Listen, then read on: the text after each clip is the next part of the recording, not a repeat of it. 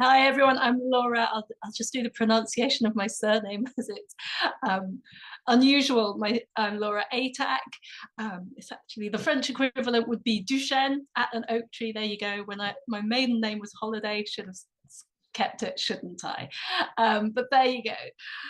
I am a parenting consultant and a life coach. Tonight we're here to talk about positive discipline, and I'd like to start by telling you really how positive discipline found me rather than the other way around. So much to my surprise, when my eldest was born, I became quite a hippie parent, despite the fact that I was actually an office manager for a large international organization and I was super organized at work. I expected my child to do the same for me, but he was having none of it. So yeah, got into that journey of things like baby-led weaning, baby wearing, all sorts of things. But then my eldest hit the tantrums phase, and I had no idea what to do with it. I had no tools in my toolbox. Fast forward a couple of years, and my kids had just started school, French school, and their teaching team was struggling, and they got introduced to positive discipline. And I saw the transformation in conflict management in my kids at the age of 3 and 5. They started learning tools to manage conflict, so much so that it was actually my middle child, age 3, who came to me one evening when his big brother probably had hit him around the head and said, Mummy, I've got some solutions to suggest. And my jaw dropped. And I decided that it was about time that I found out more. And so I went along to a presentation at their school, a conference which is going to really similar to the one we're going to have tonight, except of course then it was in person, as we used to do things. And I decided to participate in the workshops. I came away from that conference with one tool that you'll discover tonight, and I wanted to know more. And once I'd done this series of workshops, I still wanted to know more. And I found that by doing things for myself in the way that positive discipline teaches, which is a really experiential way of learning, which is why you all have your cameras on, then actually that really suited me, and it just brought about a change in how I parented, because I understood the impact of my words and my way of being on my kids. Yeah, so, and also why is it experiential? Because positive discipline is based on the work of a psychologist called Alfred Adler, but don't panic. Okay, I'd love you to get involved where you can, keep your cameras on where you can, but if you really need to run away, no one will mind. I thought it would be helpful if we started off by getting an idea of who's in the room, because we've got everything from professionals, from people with kids who are 6 months old all the way up to about 16. So maybe just give me a wave if you come here with your I'm a professional hat on this evening, so that we can all see. Thank you. And if you're here more as I'm here as a parent, give us a wave. Thank you. You get to be both as well. Yes, Helen. And about the age of your kids. So who, and you might need to stick your hands up several times for this one, who's got kids somebody who either you're pregnant or you've got kids in like the 0 to 2 age range? There we go, thanks. Who's got kids who are maternelle age? So 3 to 6 year olds. Yeah. Let's go for primaire, so 7 to about 10, 11. I've still got one in that box now. They're showing themselves, Louisa. That's fine, don't worry. I've locked my door so mine can't come in. And then college. 20 minutes. College, so who's got 11 to 14 year olds? And who's got I'm going to take lycée and above, so 15 plus. Yeah, there you go. That once throwing his head on the floor, hitting tantrum, a child is now 15. So there you go. They do change. And so we're obviously going to be looking at tools that are really wide in range, from those who are kind of tools that you can use with kids who are pre-verbal or non-verbal, and that can be anything from an 18-month-old to the teenager that will only grunt at you in the mornings, and all the way up. So, and things that will hopefully be applicable in schools. So it is quite general. If you come away from this and you're like, yes, but how do I put that tool in place with my child, or that child in my classroom, or that child I'm working with, then feel free to just drop me an email and say, yes, but can you put it in the right context for me? And I will happily do that for you. Yeah, I should share a presentation, really, shouldn't I? That would be helpful. Let me go grab that.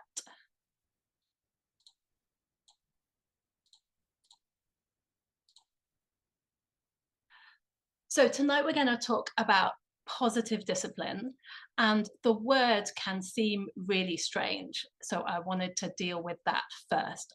Positive discipline, in the sense I'm talking about, is a series of tools that were co-created by two American ladies called Jane Nelson and Lynn Lott, and they chose the name because they wanted to put this emphasis on being both kind and firm at the same time.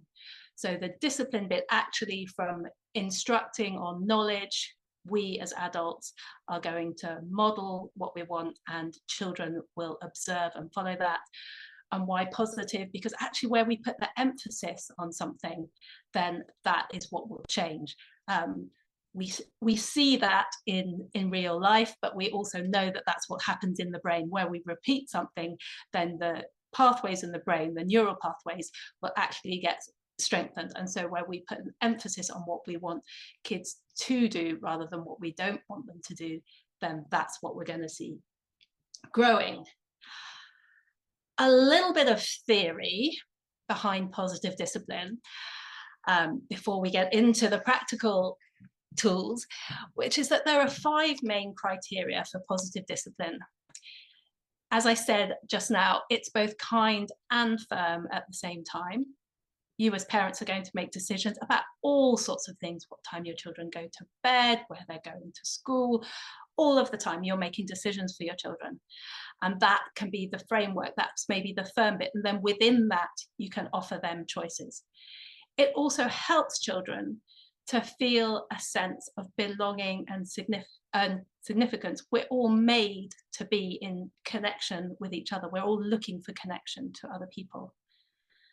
It's also looking for tools that have an impact and are effective on a long-term basis. And so we know that punishment does work short-term, but there may be negative long-term effects. So often punishment might lead to either rebellion or retreat or revenge as well. And so we're looking for something that's going to make a long-term difference. We're looking for those solutions that my child told me about so many years ago. It also teaches social and life skills, teaches respect, concern for each other, problem-solving skills, accountability and contribution. And for me, perhaps one of the most important things is that it invites children to discover that they are capable and to use their power in constructive ways. So now we've looked at the why, my why at least, of how I found out about positive discipline, and also the how. And so let's dive in to that what. I would say in summary that positive discipline teaches an internal locus of control. It teaches you to do well even when no one is looking. And so I wonder if we could create together 2 lists. And in fact, as there are only 16 of us, I think we'll stay all together in the main room. And I just want you to turn on your microphone and tell us, or put it in the chat, it's fine. What are the behavior challenges that you're currently facing with the kids that you look after in whatever sense?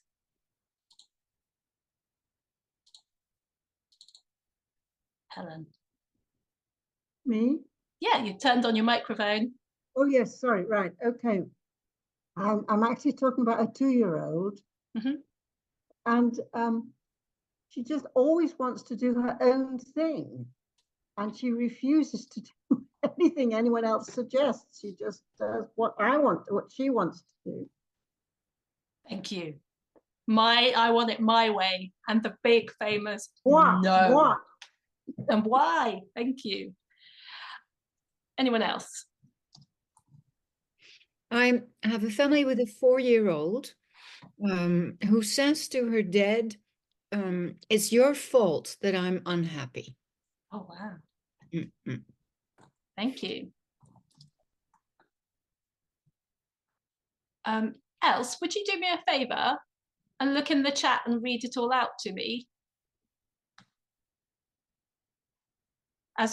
Straight away and as we go along, if there's things I need to know and add into this list, that would be really helpful. What else? Anyone else want to share? Or you all have amazingly behaved children?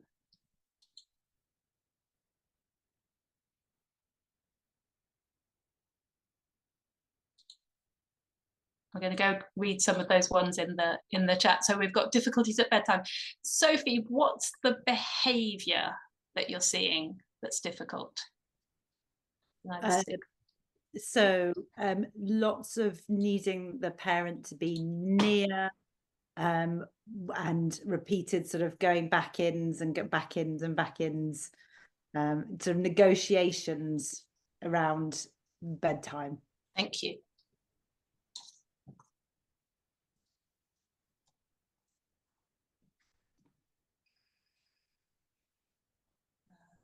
We've got sibling rivalry from Louisa. Monique, what do you mean by respect? Hi. No, I just think like sometimes it's also, I guess it's the same, like it's my way or no way kind of thing. But, you know, with teenagers, it's a little bit difficult. And I just feel like there's, you know, a fine line between, you know, respecting your, you know, it's like there are rules in the house. And if you don't respect that, yeah, lack of respect, I guess that's the word. Thank you. And, you know, it's like a constant battle kind of thing. Also with children that I work with or at home. And I think it's good to, you know, you don't want to just, if you put a rule in, you kind of have to keep it. If you say, okay, forget it, then you've lost your credibility in a certain way. So I think that's really a tough one to keep going and keep on with what you're saying, basically. Does that make sense? Yeah. Okay. Thank you. So yeah, kind of how to establish them kind of pushing back on the rules that you've established. Thank you. Well, if that's all that's on our list, then my goodness me, all your kids are incredible. We've got fighting and yelling, aged 10 and 7, and blaming others. So fighting and yelling. Yelling. Thank you, Granny. And blaming. And yeah, I got blaming others. It's your fault that I'm unhappy. So that's kind of blaming as well. That's what I'm saying. Never taking responsibility. Oh, that's an interesting. Thank you. And again, that's blaming. It's like, you know, telling. Okay. I'm going to carry on and add to this list with my kids because I haven't done that one yet. So I'm going to give you lying. Yeah, absolutely. Won't listen. Oh, there's something. Whining. Whining. Thank you. Yes.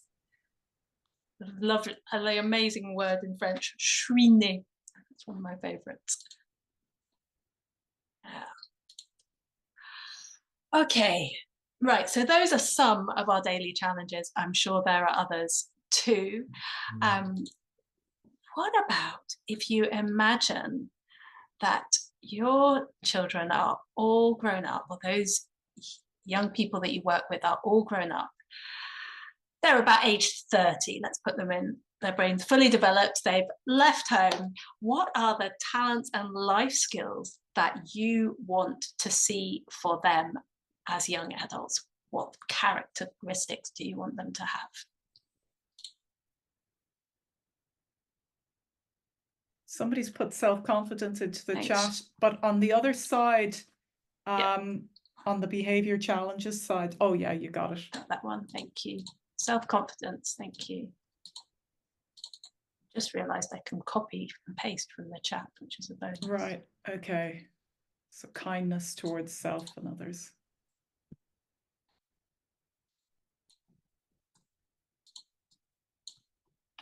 Empathy.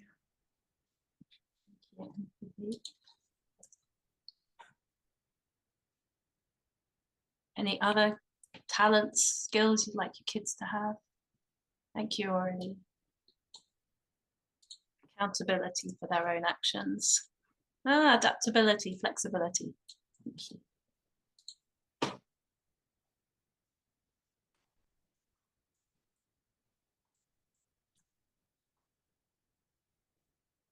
Good. Curiosity, sense of agency. What do you mean by a sense of agency, Sarah? Power over their world. I guess what I mean is to be able to care for oneself and sort of be a little bit streetwise and not rely on others too much. Yeah, independence is actually a really great one too. Care for themselves, not rely on others. Make good decisions for themselves. Thank you, Mia.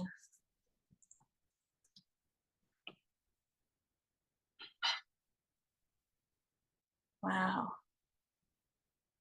Anything else anyone else would like to add?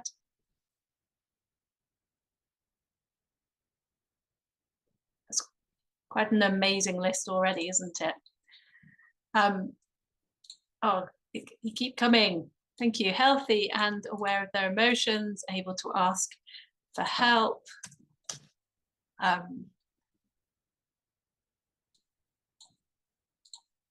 I'm not sure I can go this fast. This is an incredible list.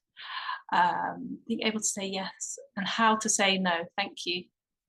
Advocating for themselves and Sue has able one to- about being healthy.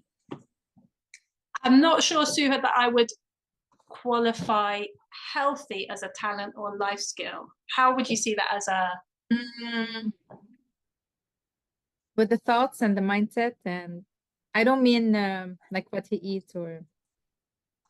Okay, thank you. That's really helpful to clarify it. So taking good care of their mind and things like that. Yeah, and I don't know about you, but as I look at this list, I'm like, well, I think I could do with improving on a few of those things as well. I'm not sure I always take accountability for my actions, that I always have a positive mindset, that I'm always making good decisions for myself, or even that I'm always aware of my emotions. But the reason for doing this is because of what I said about positive discipline being about teaching skills that are beneficial to us long term. So the great thing is that when we are in the middle of facing those behavior challenges, we have a choice to make, and we can think, right, how can I use this opportunity in order to teach one of the talents, the life skills, the values that I want for my children? So if I am looking to develop my child's independence, then when they are 2 and struggling to put on their own socks and throwing a tantrum because they can't put their own socks on, then I might handle that differently. And that doesn't mean that we're going to go, well, hey, thank goodness there's a tantrum happening here, or, you know, my older child is struggling with taking responsibility for their screen time, but there is an opportunity there for us to teach skills, and all of the tools that positive discipline offer move us in that direction of teaching skills that are on this second list. Quite a challenge, isn't it? Any questions about what I've said so far before I get you guys doing things? Helen, you're on mute if you're trying to talk to us. Do you use the Piagetian principles that children progress through different stages? Piaget, And yes. then when they begin off, they are very egocentric, and then it's a sort of middle phase, and then when they get to, well, sorry, I don't want to talk if you're going to talk, but I was going to say certain things you can't expect. So when I said that my little granddaughter just shouts no, I do expect her to grow out of it. So I'll leave it to you. Sorry. I will come to that right at the end. I just did a workshop on Tuesday that was all about brain neuroscience and positive discipline. It was amazing, and that's not what we're going to do tonight. But yes, absolutely. You look at things and say, right, well, actually, when I'm seeing misbehavior, is it actually that it's age appropriate? Have I don't know, I've just taken my toddler on a 20-hour flight and they're throwing a tantrum in the customs hall while we're trying to pick up the baggage. Maybe I should expect that. But so yes, definitely looking at what's appropriate for certain ages as well. And we'll talk a little bit about what's going on in the brain and the kind of the thinking bit of our brain in a few minutes.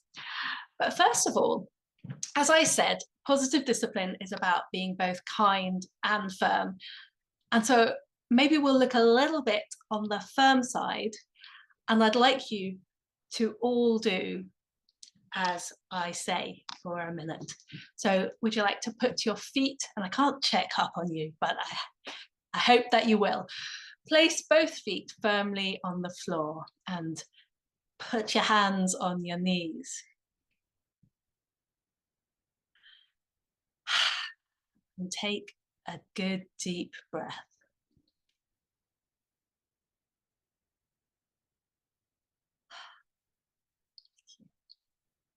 And now, with your thumb and your forefinger, form a circle like this. And I'd like you to place that circle on your chin.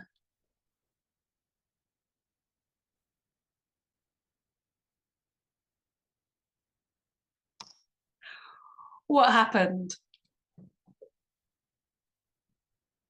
Someone want to unmute and tell me what happened? Sinead. Are we doing as you tell us to do rather than what we interpret it as? You tell me, what were you doing? I put it on my chin. You put it on your chin. Helen, what was going on? I had a moment of doubt about you. I love it. I don't chin, I know cheek, perhaps she doesn't. Oh, come on, let's wait and see what happens. Okay, so you weren't feeling confused. You were thinking, Laura's been living in France for too long. Or maybe she had a glass of wine before we came on this evening. Was that what was going on? Anyone else feeling something different?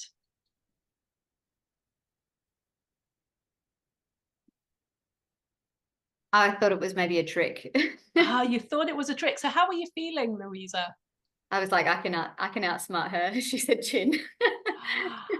So you were feeling, what's that feeling? Oh, I don't know. Maybe proud. Proud. Clever. Thank you. And what were you deciding about? No, you haven't got away with it yet. What were you deciding about me?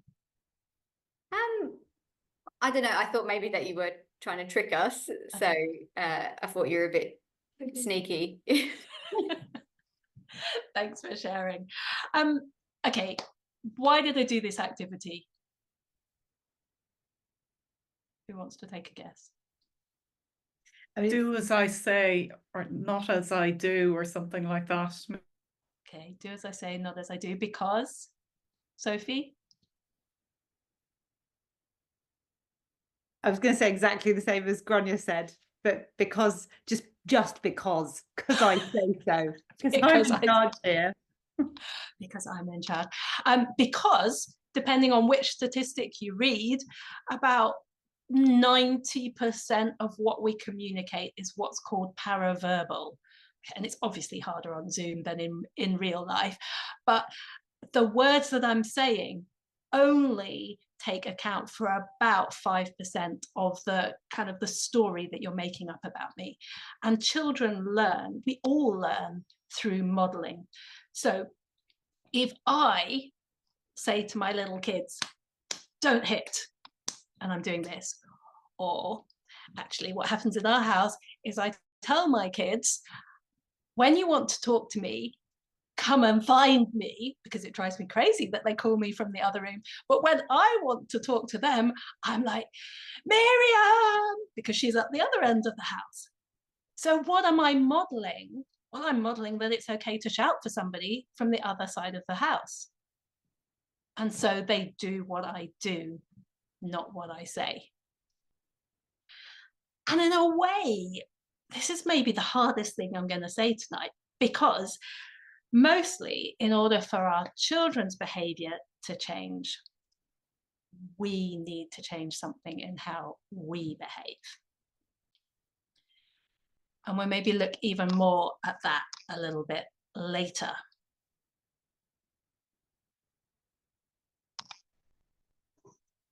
For the moment, I'd like you to pretend to be a child.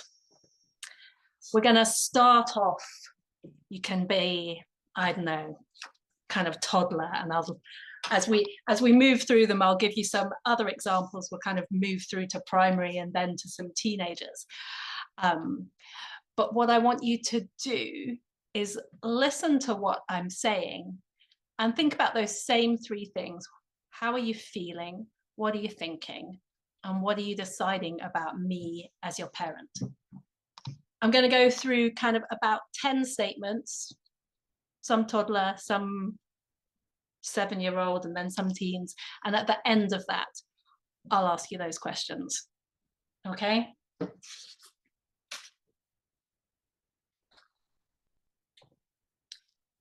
Go brush your teeth.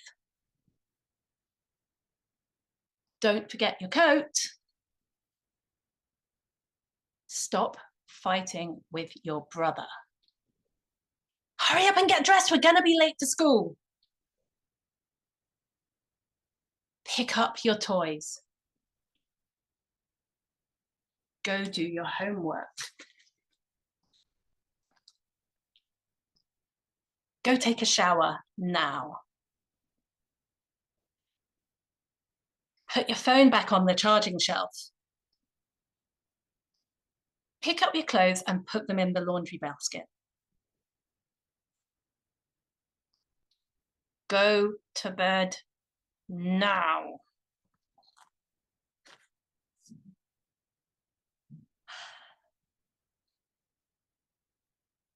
Okay, how are you feeling?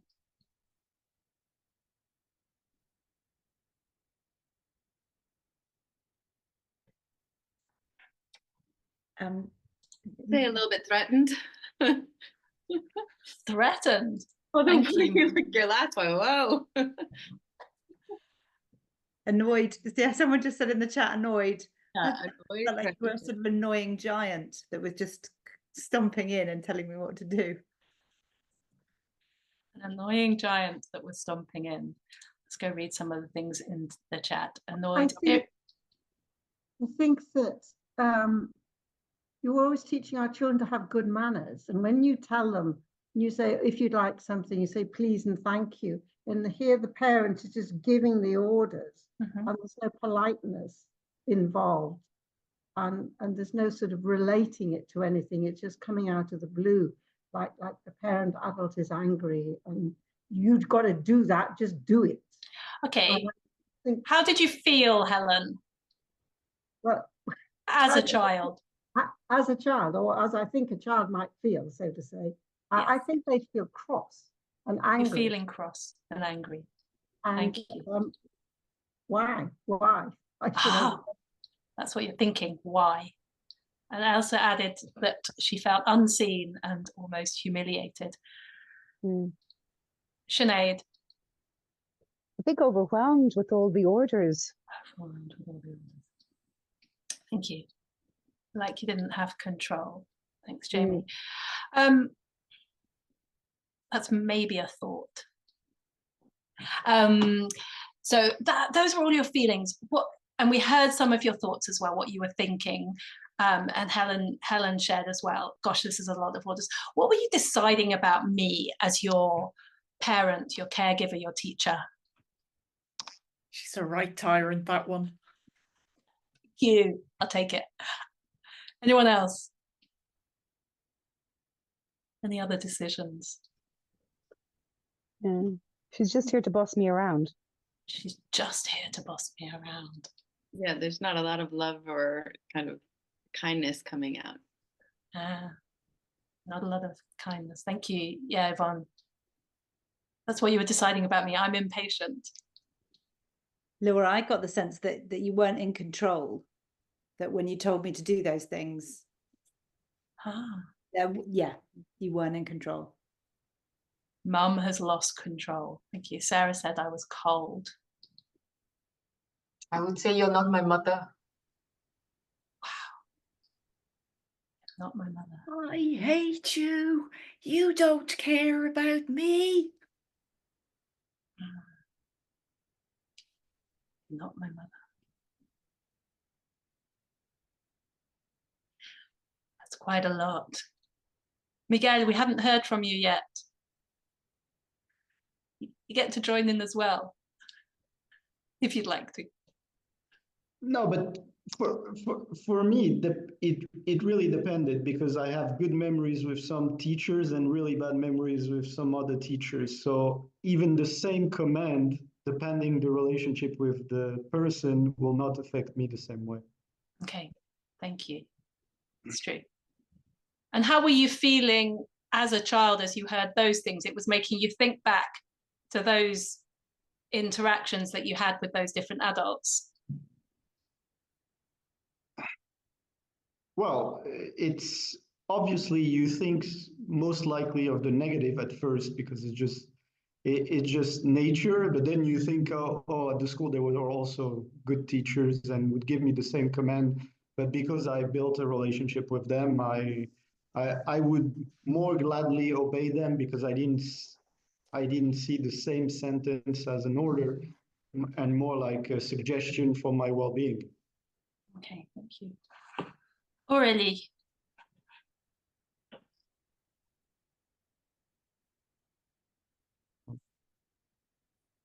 I agree with Miguel. It makes a whole difference if you know the person is really benevolent with you, or just coldly ordering you around. So it means you have to, prior to that, you need to really build a relationship based on trust and respect. Okay. And how were you feeling when you heard me saying those things to you as the toddler or the child? Almost like an object, like the parents wants just, okay, do this, do that, go there. You're feeling like you're an object. Welcome back, Louisa. Did you get any of those? No. I'll give you a quick recap. I gave everyone orders. It started from go brush your teeth, don't forget your coat, go to bed, do your homework, stop fighting with your brother. You probably had load the dishwasher, another stop fighting with your brother, get off the phone, go to bed. A whole bunch of things. And so we were just thinking about, as a child, what was I thinking, feeling, and deciding in response to that. Suha, did you want to say something? Yes. Go ahead. It's a bit different from what everyone said. I didn't feel like I didn't take you seriously, and and I don't know if it's because I lack all the posture and everything, but I also felt like okay, whatever I would do, she's gonna still ask me for more and more. I'm not gonna do anything. Rebellion. Thank you. That's a great response. And I think it's a really normal one as well. Kids receive about 100 commands or orders every single day. So, and yes, we cram them all into one, as opposed to over the half an hour that you generally spend trying to get your child out of the house in the morning, or as a teacher trying to get everybody to sit down in the classroom when they first walk into the classroom. But still, there's a lot of that. Okay, we're going to fast forward. Imagine that I, as your responsible adult, have taken a few parenting classes, and we're going to try and redo it. Are you ready? We'll start off again, kind of toddler age, and move up through teens, the teen that still hasn't gone to bed.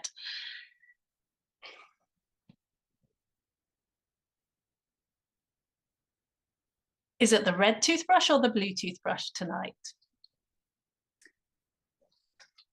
What are you going to wear so you won't be cold outside? What's next on the bedtime routine chart? What words can you use so I can hear you? What's your responsibility when you finish playing with the cars?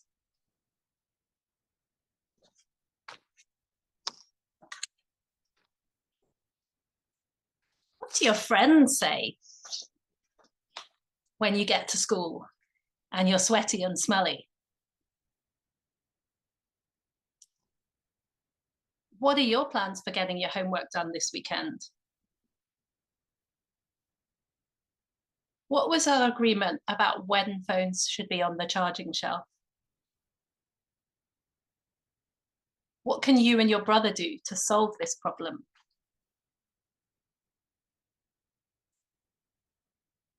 What's your plan for getting to school today? What can we do to solve this problem respectfully?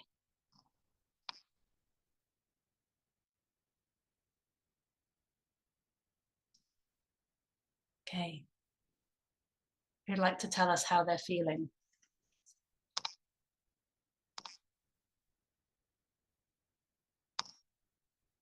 Helen's going for a thumbs up. Thanks, Helen. Yvonne, do you want to tell us a little bit more about Respected? Well, you've instead of giving orders, you're asking questions, and you're taking the child or the teenager's opinion into the decision-making process about getting his homework done, about going to school without having a shower. What else? You're involving the child, and you're asking questions rather than accusing or.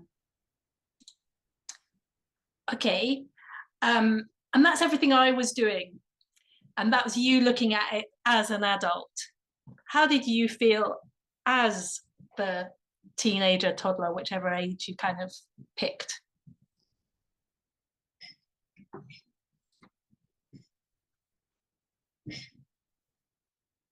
Like I wrote, it really encourages me to take action and make my own decisions. So instead of focusing on, oh, I have to do this, that, and I've been ordered about. Okay, I can do something. I can make my own choice. So it's really much easier to get into the task. I can make choice. Powerful. It reminds me of that word we put on that second list about having agency. Monique, give them more control. How did you feel, Monique? I think it's also you were allowing us to make a decision or kind of choice. Like, do you want the red one? So I was like, oh yeah, I've got the control I'm going to be using. Right? Control. Yeah. Anyone else? Anyone want to share who felt maybe a bit different? Suha, I'm going to come back to you because you were feeling a bit different last time. So go for it. Because it came from me, because I am deciding. You're deciding. And how did you feel when you were deciding?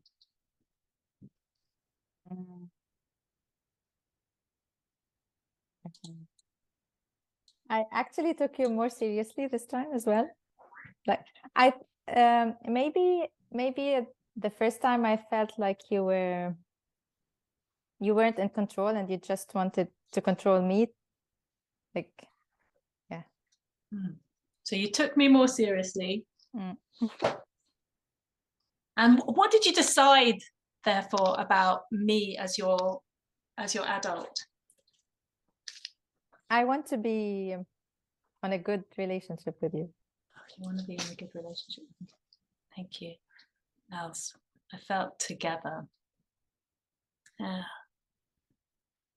I felt it was like a little bit stressful at points as well, though. Like, what are your plans for getting your homework done, and what are your plans for getting to school? I sort of felt like, I haven't made any plans. I gotta start making plans. Like, maybe that's a bit more about me than my plan would be to leave it to the last minute usually. Thank you. Thanks for sharing. Juliet. I felt like I was heard, even though, I mean, I didn't speak yet, but I felt like you are going to listen to me. I don't hate you so much. I hate me so much. Thank you. I have redeemed myself, have I? I'm a bit relieved. What did you learn from doing this activity?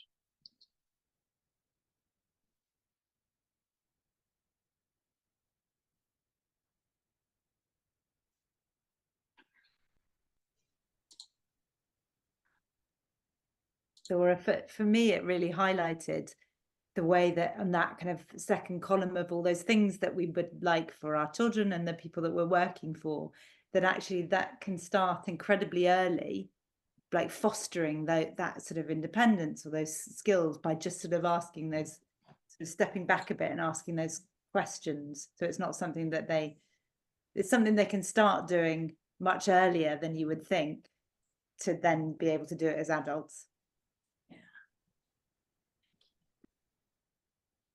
Anyone else?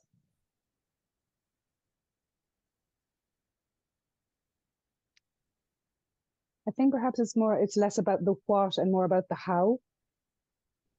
Okay, go on. We've got similar goals. If you're telling me what to do, then I'm executing or trying to or rebelling against it. Whereas maybe if we're asking these kind of questions and coming at it together, there's more of a collaborative cooperation. Yeah. All the things that we said earlier, I think about being heard and that kind of thing, but that promotes the collaboration and the sense of feeling that there's two parties involved, and helps to focus, I think, too. But it's the how and feeling respected. Yeah. Thank you, Sinead. I'm just, Else, I'm coming to you. I'm just going to read out Jamie's comments. You had a few seconds. No, sorry, I'll read it properly. A few seconds to reflect on how we are saying something can totally change the perception and potentially the desired action. Yes, and it is hard work.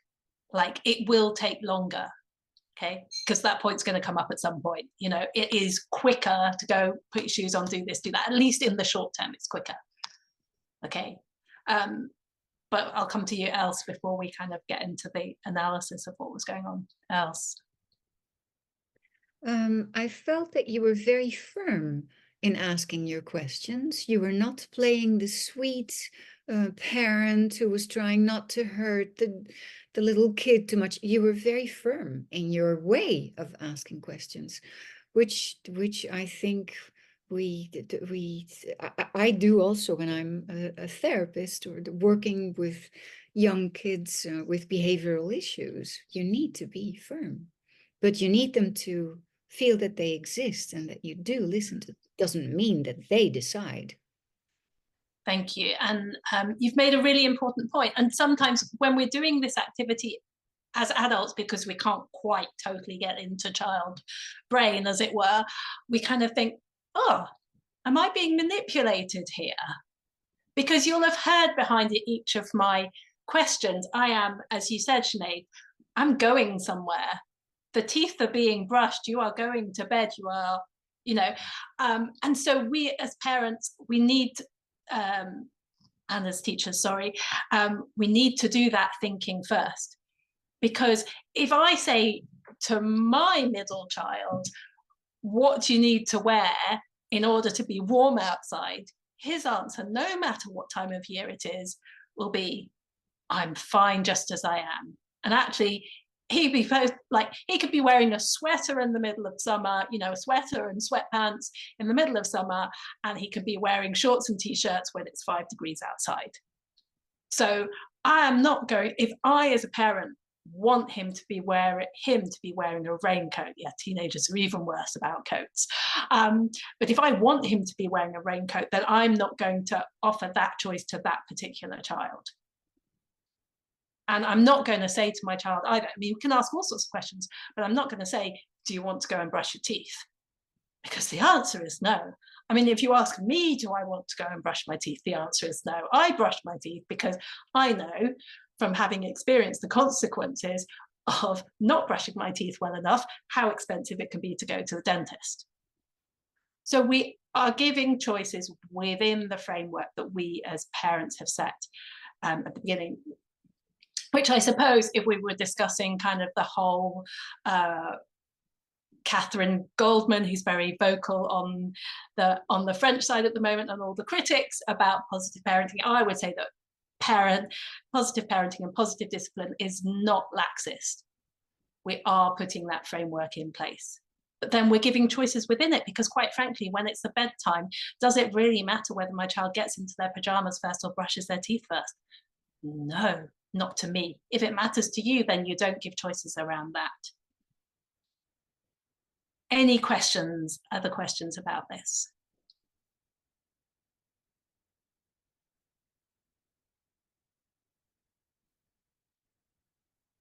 No? Good. Okay, so let's have a quick look. I'll go back and grab the slides about how we might do this at different ages. So when you're looking at tools that are for younger children, for toddlers, then you're going to give limited choices. So like the example I used at the beginning, do you want the red toothbrush or the blue toothbrush tonight? Do you want to hop or skip to the bathroom? Because if we open it up, that can sometimes be overwhelming. So we're more often going to give limited choices. As they get older, we're going to move into the what was our decision about this? What's your plan? Which somebody said, oh, sorry, moved on to the wrong side. Somebody said, oh, that was a bit scary. Yes, because we do tend to leave it for the last minute, but that's a practice thing. We're going to come back to it again and again. And then as we're talking with teens, then we're going to use maybe slightly different types of curiosity questions. You know, I notice that last night you turned your light off at 10:30, you know, what was going on there? And then, well, what's your plan for tonight? What, as they come down yawning or about to miss the metro, what did you learn? And then how can we move forward? What's going to help our family in the future? So we're going to sit down and get curious with them. And of course, I'm not saying that this is easy. It is difficult. And it's difficult because each of us has buttons, and our kids are the experts in pushing our buttons. And also, our buttons are more likely to be pushed at certain times of day. Some of us, you know, just don't speak to us before we've had a coffee in the morning. Some of us, it's just going to be like, you know, 5 o'clock witching hour, or 8 p.m. is the time, you know, I'm done for the day. You can't ask me anything else anymore. And yet then, of course, that's the moment at which our kids are much more likely to push our buttons. So I wanted to have a quick look at the brain and how it works. And I'm aware that maybe some of you know a lot more about this than me. I'm going to use a model by a guy called Dan Siegel. Has anybody heard of Dan Siegel? Yes, a few nods and a few no's. You can go look him up afterwards. He's done his own video version of this. Dan Siegel is an American, I can say it in French, neuropédopsychiatre, so a child neuropsychiatrist. He's done a lot of research into the brain and how it works. And what he's done is given us a great model of the brain. He calls it the hand model of the brain. So you want to grab your hand and stick it up here, because we learn by doing. And this way you'll remember it, and then you can go off and find one of his videos. So what's going on? We're going to imagine that my hand, your hand, is your brain. So down here, you've got your spinal cord, and your this bit of your hand, your palm, is like your limbic area. So this connects to the thoughts and feelings we had before we could even speak. And then you've got your amygdala, which would really be 2 thumbs if we're being precise about it. But yeah, so your amygdala is a bit like an early warning system. So this is what gets triggered when you are feeling stressed. Imagine that you are in the park and 2 guys come up towards you. Your body is going to make a decision about what you are going to do, and it's fight, flight, or freeze. So either you're going to run away because they are bigger and scarier than you, or you're going to decide, well, actually I've got a chance. You're going to fight them, or you're going to be so terrified that you're going to freeze to the spot. They're the kind of the 3 main reactions that you might have when you're stressed. If you close your fingers for a minute, then over here we've got all of your cortex. So first of all, kind of automatic things like your heart beating, your breathing, then you've got movement in this bit of the brain. And as you come forward, right on your fingernails is your prefrontal cortex, and that's just behind your eyebrows, and that is where you really do like the rational thinking control bit of your brain. So and this bit of your brain kind of integrates all the information coming from everywhere. But if your amygdala thinks there's danger, your brain physically disconnects. So you can't think anymore. And yet, this is the moment when our child has done something and we are feeling mad, that we want to deal with it. But is this the right time to solve the problem? Els thinks no. So what do you do to close your brain? What are the different things that you might choose to do in order to feel better, to reconnect your brain?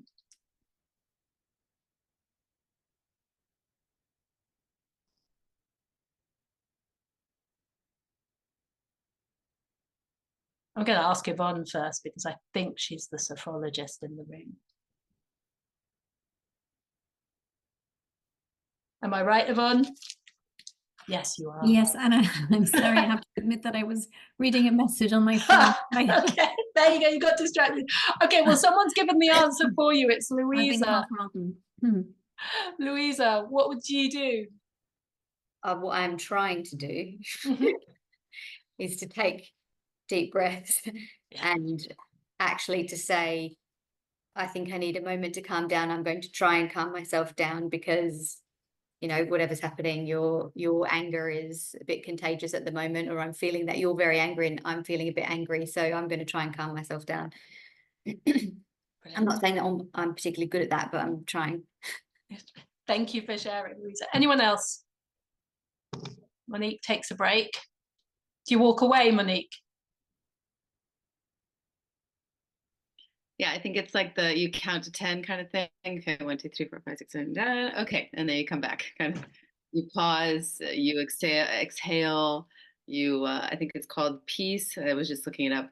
And the P is for pause, E is for exhale, then you accept what's going on, and then you make your choice, and then you engage. And I think that's one thing that is they always kind of say is like, okay, just do your counting, and then But to get to that A, you've already got to have your brain closed. Right, which is not easy. Like to remember that instead of take a breath, breathe, take time out, talk later. It takes on average, Elsa, I'm coming to you, it takes on average 20 minutes for our brain to reconnect. Okay. Can take a lot longer, but on average. Elsa, what did you want to add? With one family where the parents were fighting so intensely, and it was like instantly, we decided that time out was too long, and I proposed a funny word, and we got to fart, and it worked. And why are those two parents kind of fighting? Because actually what happens, when I am triggered, then whoever I am around, if I've had a bad day at school and I go pick my child up, and I'm already like this, and my child comes out of school and they're a bit like this, and then they say something in an off tone to me, and we escalate because of our mirror neurons. Okay, so we need to close our brain so that our child can close their brain. This bit of the brain, the prefrontal cortex, really starts developing about age 5, 6. Doesn't mean we can't do anything before then, but that's really when kids can kind of do abstract thought and start rationalizing. And your kids need time as well. They need time and space to feel better. What they probably don't need to hear is to calm down, because who in the history of calming down has ever calmed down when they're told to calm down? Not me. Or go and think about it. No, because you actually can't, because your brain is like this. And so one way you can do this is to model to them. Breathing is fantastic. It sends a message to our brain that we are safe, and it actually calms us down. Okay, so teaching them about breathing and how amazing it is, watching videos of the brain in the palm of the hand. They exist in French, they exist in English, they exist for all ages. I'm happy to send you one that will work for the age group that you're working with. Then you might want something more. And so in our house, I've just got a few props behind me. We have a feeling better box. It's a shoe box. If you live in a big house, you probably have a feeling better space, but we don't, so we have a shoebox, and it's full of just all sorts of things, and it can change, but feel of anything that helps. This is my daughter's one, so things that make her feel better. It might be a picture of someone she loves. It might be one of those pop-it things. Just looking at what's in here, there's red paper for scrunching up, for I am angry. We used to have pictures from the Colour Monster book.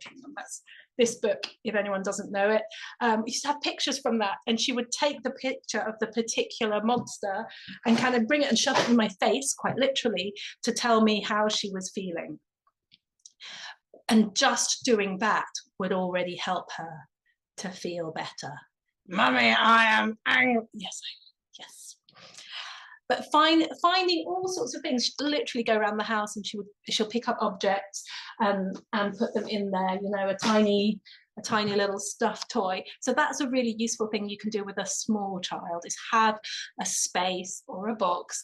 And then you need to have worked on this, excuse me, beforehand, because telling them in the moment to go and get their feeling better box, they're not going to, but you put it in front of them. Or then if you get older, you might make a wheel of things, write down a series of options for people to choose from. So we have a family one that we've actually stuck onto this. This was an IKEA toy, and we kind of stuck a wheel on it. So it includes everything. The adult bits of it include things like having a glass of wine, because sometimes that makes me feel better. But if it's before 5 o'clock, it needs to be a cup of tea. So that's on there too. But anything really, because people need different things. So there's like putting on music, having dance parties. They work for my kids, wouldn't work for me. Different things work for different people. But by you including you, so you might do a wheel for you and your child does a wheel for them, then we're coming back to that idea of we're modeling it. I am feeling annoyed. I need a minute. I'm going to go spin the wheel. And now, of course, in our house, this little wheel makes a little noise. That noise is actually it's enough to help people feel better because that's what they've associated it with. And then we're going to come back to the slides. We're going to fix it because I said at the beginning, it's not permissive parenting. We've talked about Dan Siegel, that one. So it's kind of a four-step process, which seems a bit long and complicated, but first we need that time to be able to recognize that I've made a mistake. So we need the time to reconnect to ourselves. And then we'll be able to take responsibility for the bit that was me. I shouted, I did this, my behavior didn't help us. And from that point, we might go and find the other person and start reconciliation using words like I'm sorry, or, you know, if it's young kids, a hug, a picture, anything like that.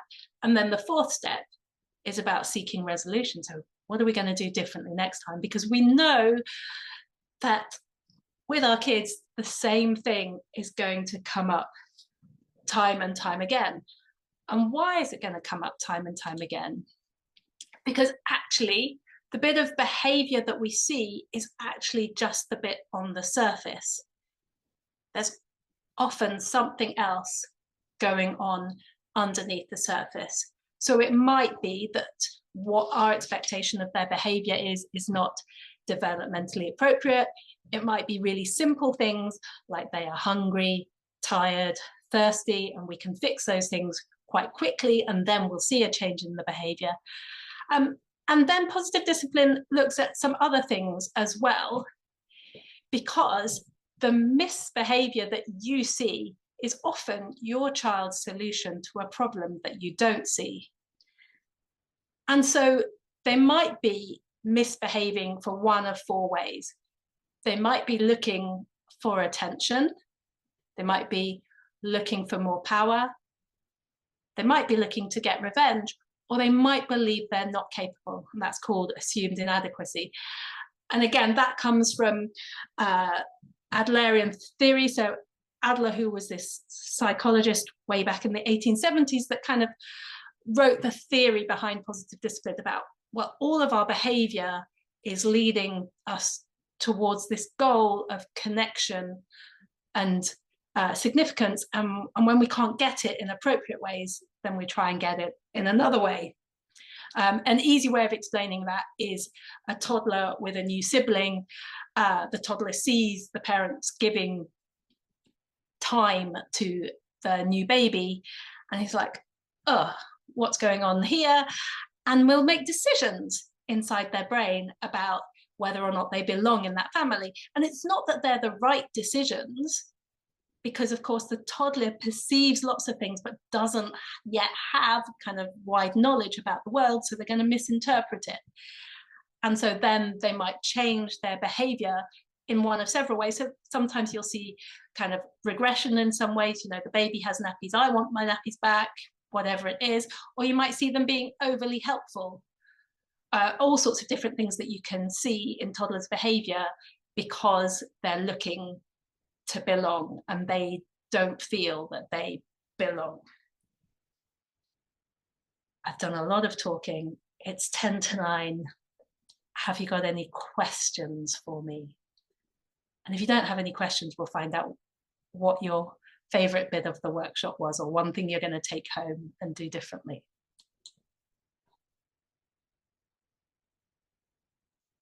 What else?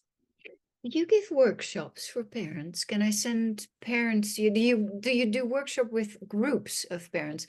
Because all I have is for French-speaking parents, and it's the Faber and Maslish approach, and I'm not finding the English Faber and Maslish workshops around Paris. I do, and it's not the same. Yeah, and it's not the same. I do Yeah. like them too. I've done them. I've led some. I learn better through the kind of the role plays, and so that's why those ones. For me, yes, I do. There are some up on my website at the moment. Good. How often do you give these workshops? I'm starting a new series at the end of February. I don't run them that often because actually finding people that want to do them in groups is quite hard. Can you give an announcement to me or to Sprint when you do? Because I do work with families with young children, and I do a lot of parent support, and often that's not enough. That's something that we could do in a newsletter, Els. Anyway, maybe we'll keep our Sprint conversations in a little box and come back to our bigger box of everyone who's here. Any questions or anything you've learned? Sinead? Yeah, it's given a lot of food for thought. It was part of some of the, I did a lot of reading as well when my child was very young, because I didn't want to have the heavy hand, or I wanted to be more of a collaborative experience without being lax either. And there's a lot of things that got me through, but there are those trying moments. And I think it's really good to have the perspective of how the child is feeling when you're speaking with them, and how we felt as kids. Even it took me back to different situations, which is awesome. But putting those things into practice and giving ourselves time to be able to put them into practice when we're out of the danger zones as such is really helpful. But that whole thing about I didn't know where it was going, but it really struck home. And I think as I'm moving into the turbulent teenage years, even though she's not that turbulent, it's important to remember, we all need time. Yeah. And it's good to have a little bit of a cooling off and come back and talk about things calmly. And we do tend to do that, but it's not always the case. And exactly as you said, those pinnacle moments, the end of the day, or she's tired, I'm tired, and it's hard. And I know I only have one child, but I grew up with so many, and I've seen so many situations where things were just explosive. And it was the kind of thing that I didn't want to reproduce. I find it very, very useful, and it's great to put the parent in, or the teacher perhaps, in that role of the mindset of the child as well, and how they're feeling about it all. And yeah, I just find it very, very useful. Yeah, thank you so much for your time. You're welcome. If you want to go further there, because I know you've got a teen, two suggestions for books. Well, there are a whole positive discipline series called Solving the Mystery of Parenting Teens. There's a workshop series, but there is a positive discipline book specifically about teens. The book's going to be by Jane Nelson, and hang on, let me see if I can find it in my pile. Yes, Jane Nelson. Yeah, there you go. It'll look like that. Jane Nelson and Lynn Lott.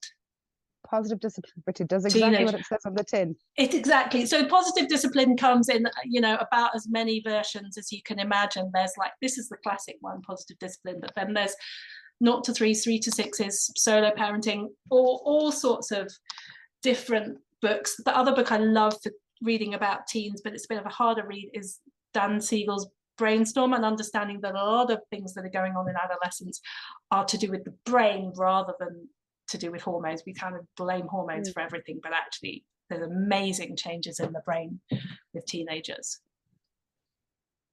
Any other questions, thoughts? Thank you, Louisa. Feeling better shoebox. And get your child involved as much as you can, obviously, because you're giving power to them. So get your child to name it. My daughter gave her box a name, what goes around and picks up her objects. I suspect mine might try and throw it out the window, but in the moment. Then you need some things in there you can throw, things they are allowed to throw. Any other questions, thoughts, or does everyone just want to go eat or go to bed? I might ask one other question. We talked about the parenting classes Hmm. or sessions. Do you do anything online? Everything I do is online. Well, no, that's not Okay. quite true.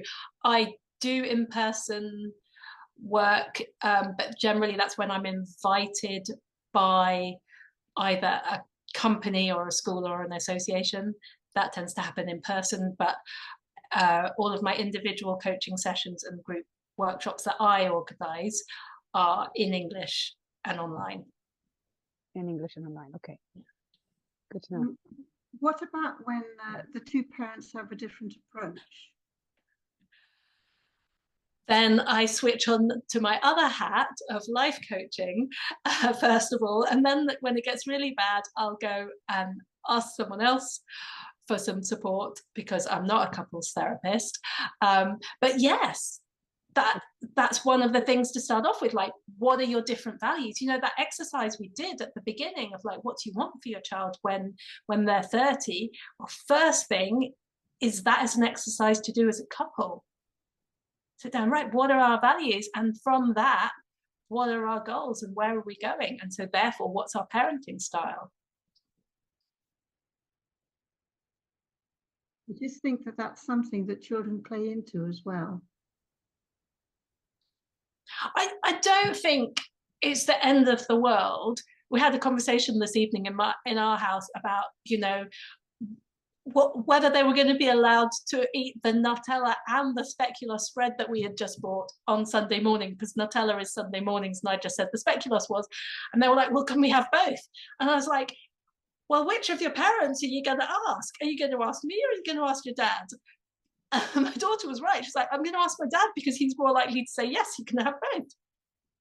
So those things, it's okay, we're different. We have different personalities, different characters, and different tolerances for different things. You know, if she wants a dance party, that's also with her dad. But where there's massive divergence, then that's something that you're going to need to choose to work on. Sarah, can I please expand on assumed inadequacy? I can't in 1 minute, but I'm very happy to chat to you about it some other time.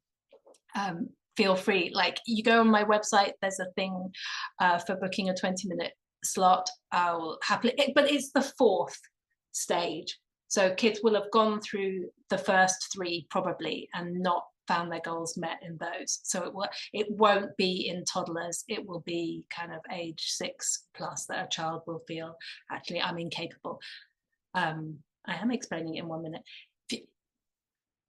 I'm happy to chat. Anything else?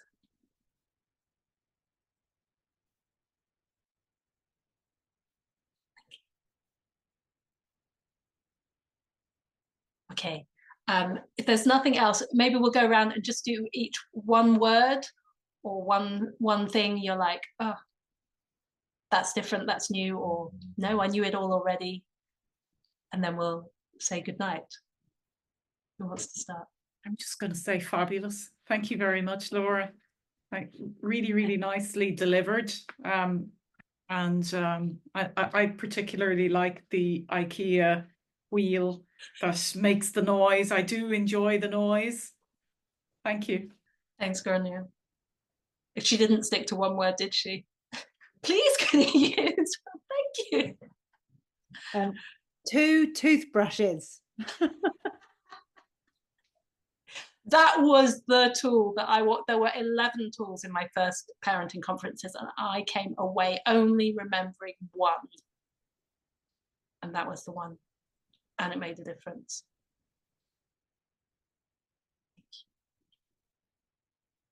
Anyone else? I liked the what are your plans about getting your homework done? Thank you, Yvonne. Thank Need you. some follow through with specific timing, that one. I didn't realize it took 20 minutes for the brain to get back. 20 minutes is a very long time. Yeah. Yeah, that was interesting. Thank you for that. Thanks, behavior is a solution. Yeah, it's amazing to think of it in that way. Like, we often say all behavior is communication and we'll just throw it out as a phrase, but then to kind of dig down further and say, oh, well, what does that mean? What's my child? What's that child trying to tell me through that? Thank you very much. I'm complete. I'm finished. Grania. Okay, well, thank you very much to everybody for coming this evening. Laura, thank you so much for your presentation and workshop.